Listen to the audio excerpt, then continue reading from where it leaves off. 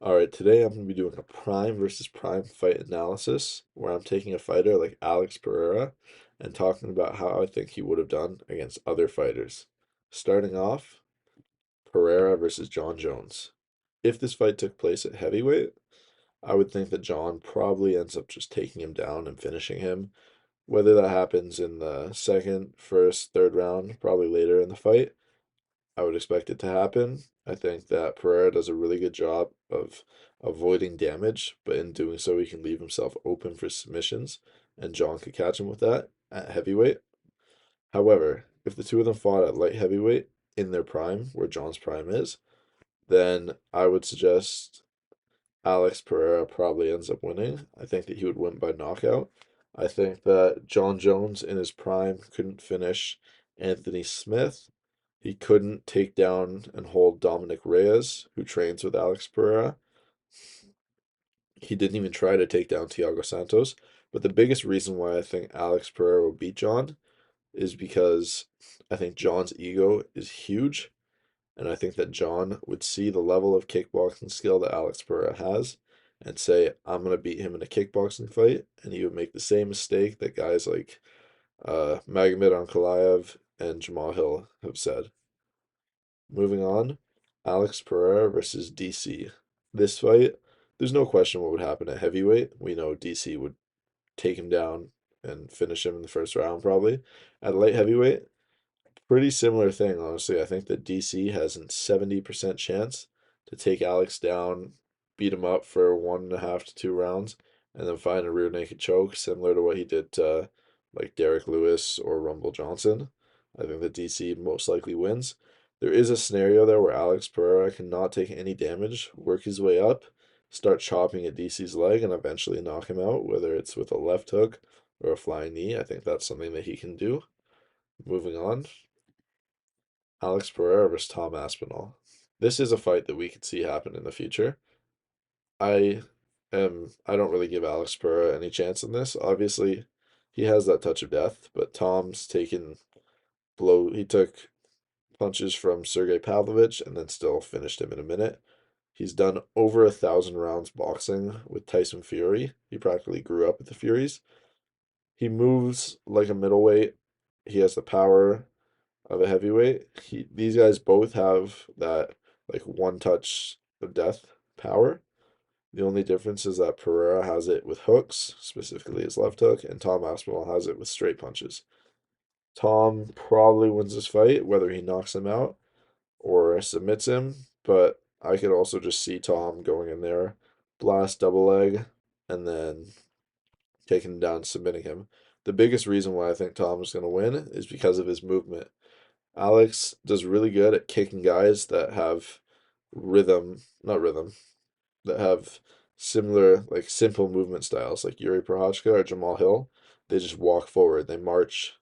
Tom doesn't do that. Tom jumps in and out, left, right, L steps, does everything he can, dances around the octagon, then jumps in with a 1-2 and flatlines you. I think Tom wins this fight, and I don't think it's really that close. Pereira versus Gustafsson. This, on paper, should be a close fight. Gustafsson has given DC and John arguably their hardest fights of their career, probably done the most damage to them both. He dropped DC, he took down John, and you would think that he would be able to take down Pereira, but there's one simple reason why I'm going with Pereira. Gustafsson got choked out by Anthony Smith. If you're losing to Anthony Smith, you have no chance of beating Pereira. Moving on, Pereira versus Ciryl Gane. I think that Pereira wins this fight, whether it's by decision or by knockout. I think Pereira can do it. I don't think Ciryl is obviously not a capable grappler. We've seen that in his two title fights against John and Francis. He's not good at grappling. He has fancy heel hooks, but Glover would help Alex prepare for that. I think Alex is the better kickboxer.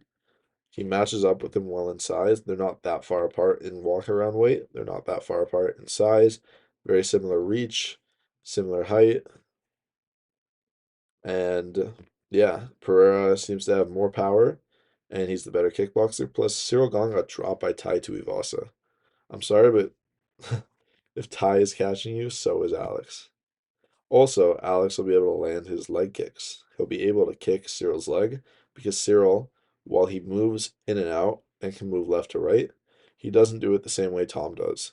Tom will jump in, jump out, and then circle. Ciryl will jump in, stay there, jump out, and then walk back in and bounce around. He doesn't stay away, he doesn't dance around you. He just dances next to you. Next, Alex Pereira versus Anderson Silva. This is I don't even, how do I put this delicately? A tailor-made matchup for Alex Pereira to win by knockout. Anderson Silva, one of the best strikers and counter strikers of all time, but look at how he got knocked out against Chris Weidman. Showboating. He likes to walk backwards and put his back against the cage. Alex Pereira likes to walk you down and get your back against the cage. It's where he finished Izzy.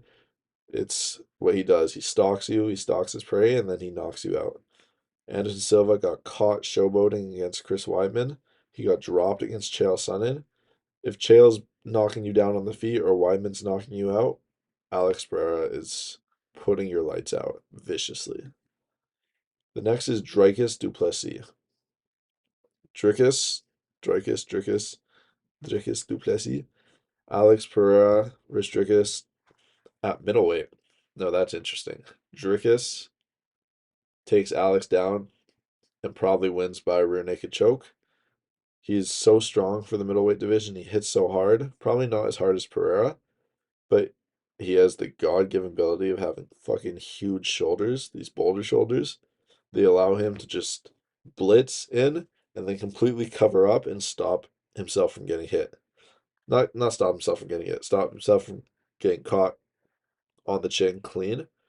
It allows him to cover up and take a lot of damage and be able to keep moving forward and make every fight entertaining and basically just outdog you. He gets hurt, he gets tired, he keeps going, and he finds a way to win.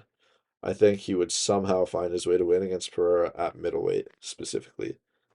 At light heavyweight, I think Alex would have the power to catch him and knock him out, not having to cut the extra 50 pound, not having to cut the extra 20 pounds. Pereira's chin uh would not be weakened due to the weight cut. Dricus wouldn't have to cut as much weight, but I don't think he'd be able to handle Alex at light heavyweight. Lastly, Alex Pereira versus Robert Whittaker at middleweight. This is a really interesting fight. Whittaker is pretty confident that he could take him, but he lost it Adesanya twice, even though I think he won the second fight, 3 rounds to 2. The problem with Whittaker is that he's always been chinny. Darren Till dropped him, Yoel Romero dropped him, uh, plenty of other people have hurt him. Dricus dropped him. I think that Whittaker stylistically would not be a good matchup for Pereira. I think that he would get caught with something while entering, whether it's a jab, kicks, or a left hook. I don't think Whittaker would be able to basically point fight against someone like Pereira for 3 to 5 rounds. I think that Pereira, arguably the best striker in the UFC, and he would find a way to win. And that's it for me on this Prime versus Prime series. First episode on Alex Pereira.